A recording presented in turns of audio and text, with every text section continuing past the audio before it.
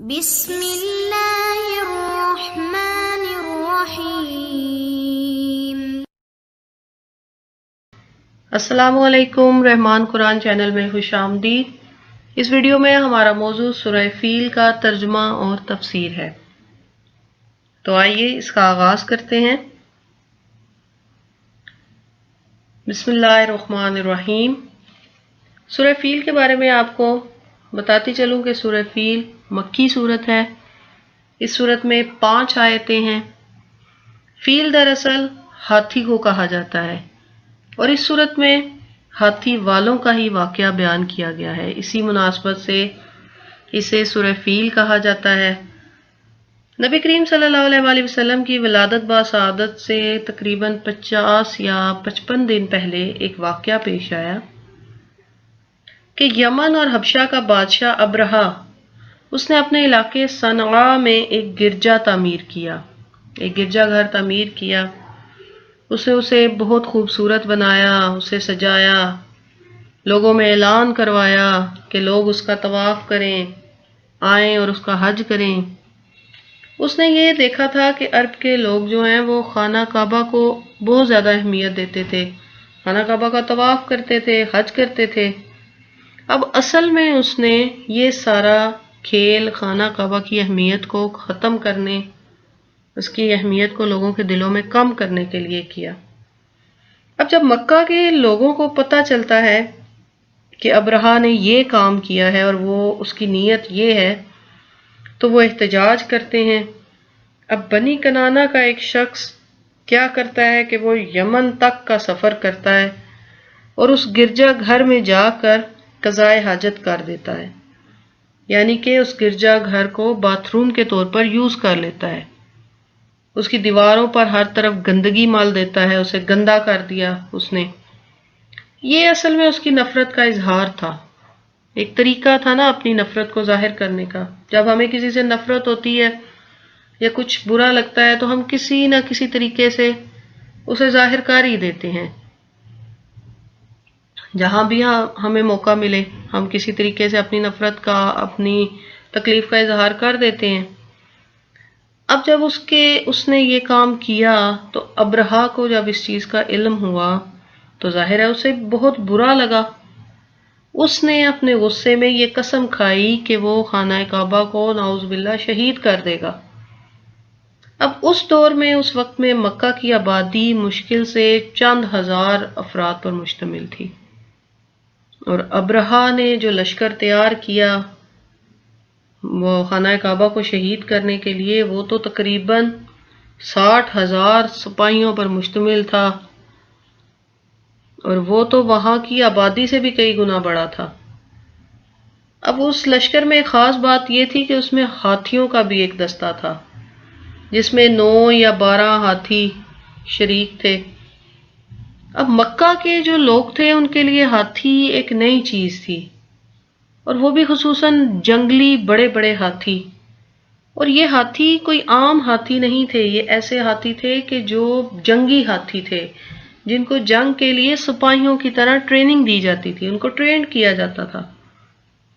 اب جب مکہ کے لوگوں نے وہ لشکر، وہ ابرہہ کا 60,000 سپاہیوں اور ہاتھیوں کے دستے والا لشکر دیکھا تو وہ گھبرا گئے۔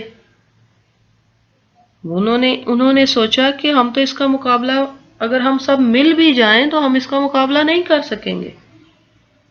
اب حضرت عبد المطلب رضی اللہ تعالیٰ عنہ، جو نبی کریم صلی اللہ علیہ وآلہ وسلم کے دادا جان، وہ اس وقت مکہ مکرمہ کے سردار بھی تھے اور خانہ کعبہ کا انتظام بھی آپ کے دستے مبارک میں تھا۔ اب وہ مکہ کے لوگوں سے فرماتے ہیں کہ تم سب مکہ کو چھوڑ کر پہاڑوں میں جاؤ، چلے جاؤ، چھپ جاؤ پہاڑوں میں، اور مکہ کے شہر کو اس کے خالق، اس کے مالک یعنی رب العالمین کے سپرد چھوڑ جاؤ۔ ہم اس فوج کا مقابلہ نہیں کر سکتے، اس لیے بہتر یہی ہے کہ تم سب لوگ چھپ جاؤ۔ اب ابرہہ نے جب اپنا لشکر لے کر آیا تو اس نے پہلے لوگوں کو تنگ کرنا شروع کیا۔ کچھ دن تک وہ لوگوں کے مال اسباب لوٹتا رہا، وہ لوگوں کے دلوں میں اپنا ڈر بٹھانا چاہتا تھا کہ کچھ لوگ ڈر کے اس کے ساتھ مل جائیں یا کچھ لوگ ڈر کے اس کے راستے کی رکاوٹ نہ بنے، اس کے لیے آسانی پیدا کر دیں۔ اب اس نے کیا کیا کہ اس نے لوگوں کی چیزوں پر، مال پر قبضہ کیا۔ اب اسی چکر میں حضرت عبد المطلب رضی اللہ تعالیٰ عنہ کے 200 اونٹ اس نے پکڑ لیے۔ اب حضرت عبد المطلب ابرہہ کے پاس آئے اور انہوں نے ابرہہ کو سے مطالبہ کیا اپنے اونٹوں کا۔ ابرہہ نے ان سے پوچھا کہ آپ کیوں آئے ہیں؟ تو حضرت عبد المطلب نے جواب دیا کہ میں اپنے 200 اونٹوں کا مطالبہ کرنے آیا ہوں۔ تو اس نے کہا، ابرہہ نے جواب دیا کہ میں تو آپ کو بڑا عظیم سمجھتا تھا، میں تو مکہ مکرمہ پر قبضہ کرنے آیا ہوں۔ مکہ مکرمہ یعنی بیت اللہ، جس کی وجہ سے آپ سب کی عزت ہے، میں تو اسے شہید کرنے آیا ہوں۔ آپ مجھ سے اپنے اونٹوں کا سوال کرتے ہیں، آپ مجھ سے بیت اللہ کی بات نہیں کرتے، یعنی کہ آپ مجھ سے اپنے اونٹوں کا تو سوال کر رہے ہیں، جو 200 اونٹ میں نے آپ کے پکڑے ہیں، لیکن آپ اللہ کے گھر کا سوال نہیں کر رہے، اللہ کے گھر کے بارے میں مجھ سے نہیں پوچھ رہے۔ تو حضرت عبد المطلب رضی اللہ تعالی عنہ نے فرمایا، میں اپنے اونٹوں کا مالک ہوں۔ جواب ذرا غور طلب ہے کہ میں اپنے اونٹوں کا مالک ہوں تو اونٹ ہی مانگتا ہوں، اور جو بیت اللہ کا مالک ہے وہ رب العالمین، وہ تجھ سے مقابلہ کرے گا، وہ اپنے گھر کا مالک ہے، وہی تجھ سے مقابلہ کرے گا۔ اب یہ جواب سن کر ابرہہ حیران ہو جاتا ہے، اونٹ تو اس نے واپس کر دیے۔ اب صبح کے وقت جب اس نے اپنی فوج کو حملہ کرنے کا حکم دیا تو اس کے لشکر میں جو سب سے بڑا ہاتھی تھا، جس کا نام محمود تھا، اس ہاتھی نے اٹھنے سے انکار کر دیا۔ اس ہاتھی کو مارتے، اس پر کوڑے برساتے، مگر وہ خانہ کعبہ کی طرف نہ اٹھتا۔ اگر اس کا رخ کسی اور طرف موڑ کر اس کو اٹھاتے تو وہ اٹھ جاتا اور وہ چلنا شروع کر دیتا، لیکن جب اس کو خانہ کعبہ کی طرف منہ کر کے اٹھاتے یا اس طرف چلنے کو کہتے تو وہ بیٹھ جاتا۔ اب یہ منظر ابرہہ کے ساتھ کئی سردار اس وقت دیکھ رہے تھے، کئی قبیلوں کے سردار اس وقت ابرہہ کی فوج میں ملے ہوئے تھے اور مل کر بیت اللہ کو، خانہ کعبہ کو شہید کرنا چاہتے تھے۔ اب وہ سردار جب یہ منظر دیکھ رہے تھے تو وہ سمجھ گئے کہ اب تو اللہ کا قہر نازل ہوگا، اور وہ بھاگ گئے۔ اب جو ابرہہ تھا اس پر غرور و تکبر کا خول، غرور و تکبر اس کے اندر اس حد تک بھرا ہوا تھا کہ وہ اس اونٹ پر زبردستی کر رہا تھا کہ وہ اٹھے اور وہ لشکر جو ہے وہ حملہ کرے۔ ابھی وہ زبردستی کر رہا تھا کہ اچانک چھوٹے چھوٹے پرندوں کے غول، چھوٹے چھوٹے پرندوں کی فوجیں آنے لگیں۔ اب ان پرندوں کے چونچ میں ایک کنکر اور ان کے دونوں پنجوں میں ایک ایک کنکر، یعنی کہ ہر پرندے نے 3 کنکر اٹھائے ہوئے تھے۔ اب روایات میں آتا ہے کہ یہ پتھر جو انہوں نے جو کنکر اٹھائے ہوئے تھے، یہ گویا کہ بم کی طرح تھے، اور ایسے جو جہنم کی بھٹی میں تیار کیے گئے تھے۔ یہ چنے کے دانے کے یا مسور کے دانے کے برابر تھے، اور ان پرندوں کو حکم تھا کہ 3 کنکر سے زیادہ نہ اٹھانا، اور ایک سپاہی پر بس 1 کنکر مارنا۔ اب وہ کنکر جب پرندوں نے پھینکے، وہ کنکر جو جہنم کی بھٹی میں تیار ہوئے تھے، وہ جب پرندوں نے پھینکے، اور ابرہہ کی وہ فوج جو ہاتھیوں اور گھوڑوں پر سوار تھی، ان کے سر پر بھی لوہے کی ٹوپی تھی، ان کے پورے جسم پر لوہے کا لباس تھا۔ اب اللہ کی قدرت سے جب وہ کنکر ان پر لگے تو وہ کنکر لوہے کی ٹوپی کو توڑ کر، ان کے سر کو پھوڑ کر، ان کے جسم کے لوہے کے لباس کو توڑ کر، ان کے جسم کو چیرتے ہوئے، ان کی سواری تک کو چیرتے ہوئے فرش پر جا لگتے، زمین کے ساتھ ٹکراتے، اور ابرہہ کی اکثر فوج اسی وقت ہلاک ہو گئی۔ اب اللہ تبارک و تعالیٰ نے صرف ایسا نہیں کیا کہ اس ابرہہ کی ساری فوج کو ہلاک کر دیا، اس فوج میں سے بھی اللہ تبارک و تعالیٰ نے باقی لوگوں کے لیے عبرت کا نشان بنایا۔ عبرت کا نمونہ کیسے بنایا؟ اللہ تبارک و تعالیٰ نے اس فوج میں سے کچھ لوگوں کو زندہ رکھا، ان پر پتھر برسے، ان کو پتھر ان کے جسم کے ساتھ ٹکرائے، لیکن وہ مرے نہیں، ان کو موت نہیں آئی، اللہ نے ان کو زندہ رکھا عبرت کا نشان بنانے کے لیے، تاکہ یہ لوگ یمن واپس جائیں اور یہ جہاں جہاں سے گزر کر جائیں گے لوگ ان کا انجام دیکھیں گے۔ اب کنکر لگنے کی وجہ سے ان کے جسم زخمی تھے، ان کے جسم سے پیپ اور خون نکلتا، جگہ جگہ ان کے جسم پر پھوڑے بن گئے، بدبو پھیلنے لگی، اور وہ لوگوں کے لیے نفرت کا باعث بن گئے، یعنی لوگ ان کو حقارت کی نظر سے دیکھنا شروع ہو گئے۔ وہ جہاں سے گزرتے تھے نا، لوگ انہیں کہتے تھے کہ تمہیں کون سی بیماری ہوئی ہے، تو وہ آگے سے جواب دیتے تھے کہ یہ کوئی بیماری نہیں ہے، ہم پر اللہ کا عذاب نازل ہوا ہے۔ استغفر اللہ۔ اب وہ ان میں سے کچھ لوگ جو اپنے وطن تک پہنچے اور وہاں وہ تڑپ تڑپ کر مرے، تو وہ وہاں کے لوگوں کے لیے بھی عبرت کا سامان بنے۔ اب اللہ تبارک و تعالیٰ نے یہ واقعہ کیوں بیان کیا قرآن پاک میں، اس سورت کا نزول کیوں کیا؟ کیونکہ یہ واقعہ نبی کریم صلی اللہ علیہ وآلہ وسلم کی ولادت سے تقریباً 50 یا 55 دن پہلے کا واقعہ ہے۔ اب نبی کریم صلی اللہ علیہ وآلہ وسلم نے جب نبوت کا اعلان کیا تو کافروں نے طاقت کے زور پر، دولت کے غرور میں مسلمانوں پر ظلم شروع کر دیا۔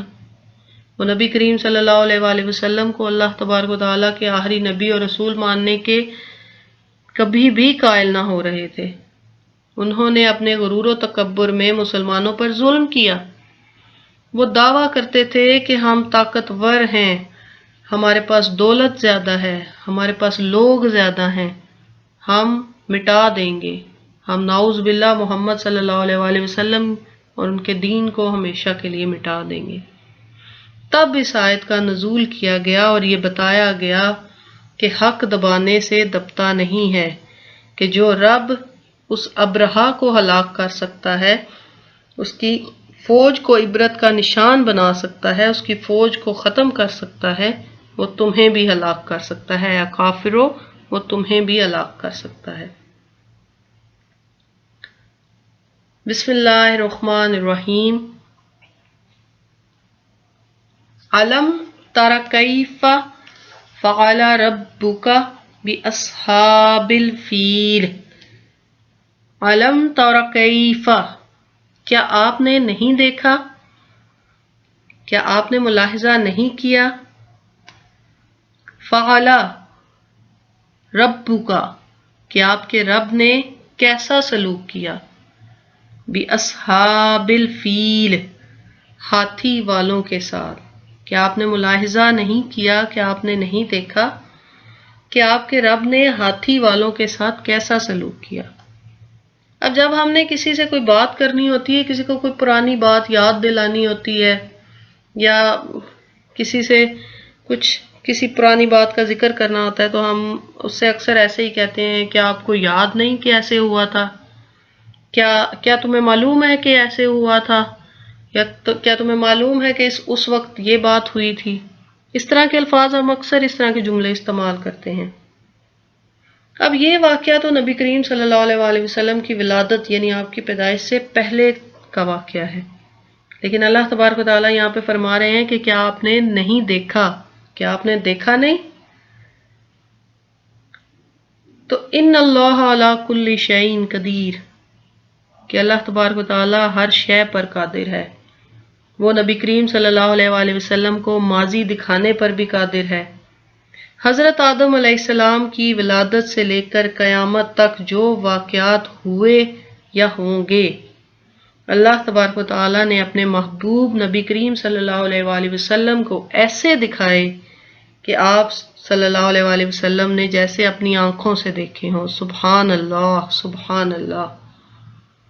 اسی لیے اللہ تبارک و تعالیٰ نے یہاں پر فرمایا علم تر کیف فعل ربک باصحاب الفیل، کہ اے میرے محبوب کیا آپ نے نہیں دیکھا کہ آپ کے رب نے ہاتھی والوں کے ساتھ کیسا سلوک کیا۔ علم یجعل قیدہم فی تضلیل، علم یجعل، کیا اللہ تبارک و تعالی نے نہیں بنا دیا قیدہم، ان کی چالوں کو، ان کے مکر و فریب کو، فی تضلیل، ناکام، کہ اللہ تبارک و تعالی نے کفار مکہ کی چالوں کو بھی ناکام بنا سکتا ہے، جیسے کہ اللہ نے ابرہہ کی چالوں کو ناکام بنایا۔ وہ کیسے لشکر لے کر آیا اور کیسے خانہ کعبہ کو شہید کرنے کے ارادے سے آیا، اور رب تعالیٰ نے اس کا کیا انجام کیا۔ تو اگر وہ رب ابرہہ کی چالوں کو ناکام کر سکتا ہے تو وہ کفار مکہ کی چالوں کو بھی ناکام کرنے پر قادر ہے۔ وَأَرْسَلَ، اور بھیجے، علیہم، ان پر، طیرن ابابیل، ہر سمت سے پرندے، فوج در فوج، ڈاروں کے ڈار، یعنی ہم نے ان پر بھیج دیے ہر طرف سے پرندے۔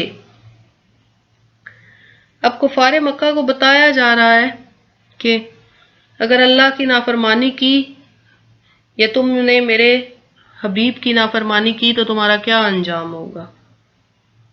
اب یہ سبق انہیں بتایا جا رہا ہے کہ یہ سکھایا جا رہا ہے، اس عبرت کے واقعے سے ان کو اس چیز کی یاد دہانی کرائی جا رہی ہے کہ اگر ابرہہ کے لشکر کے ساتھ میں نے ایسا کیا تو میں تمہارے ساتھ بھی کر سکتا ہوں۔ بے شک اللہ تبارک و تعالیٰ ہر شے پر قادر ہے۔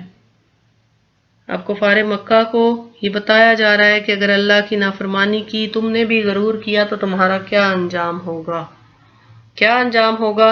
ارسل علیہم طیرن ابابیل، کہ جیسے ان پر بھیجے پرندے فوج در فوج، ترمیہم بحجارۃ من سجیل۔ اب اللہ اگر چاہتا، ایک بات یہاں پر عرض کرنا چاہوں گی کہ اگر اللہ تبارک و تعالیٰ اس وقت چاہتا تو وہ کوئی لشکر بھیج دیتا، فرشتے بھیج دیتا، فرشتوں کی فوج بھیج دیتا۔ اللہ تبارک و تعالیٰ نے یہ چھوٹے چھوٹے پرندے ہی کیوں بھیجے؟ یہ دراصل اللہ نے اپنی قدرت کا اظہار کیا کہ لوگوں، تم رب کا مقابلہ نہیں کر سکتے، وہ چاہے تو تمہیں ایک کنکر سے ختم کر دے۔ اب کتنی قوموں کے ایسے واقعے ہیں کہ جو کچھ قومیں ہوا سے ہلاک ہو گئیں، کچھ قومیں ایک زوردار آواز، ایک زوردار جھٹکے سے ہلاک ہو گئیں۔ وہ ایسی زوردار آواز تھی کہ ان کے دل پھٹ گئے اور وہ ہلاک ہو گئیں۔ تو اللہ اگر چاہے تو وہ ایک کنکر سے، ایک زوردار آواز سے، ایک جھٹکے سے، ہوا سے قوموں کو ختم کر سکتا ہے، تو تم کیا چیز ہو۔ ترمیہم، جو برساتے تھے ان پر، بحجارۃ من سجیل، کنکر کی پتھریاں، یعنی چھوٹے چھوٹے کنکر جو ان پر پھینکتے تھے۔ فجعلہم، پس بنا ڈالا ان کو، کعصف مأکول، جیسے کھایا ہوا بھوسا۔ اب بھوسا کیا ہوتا ہے؟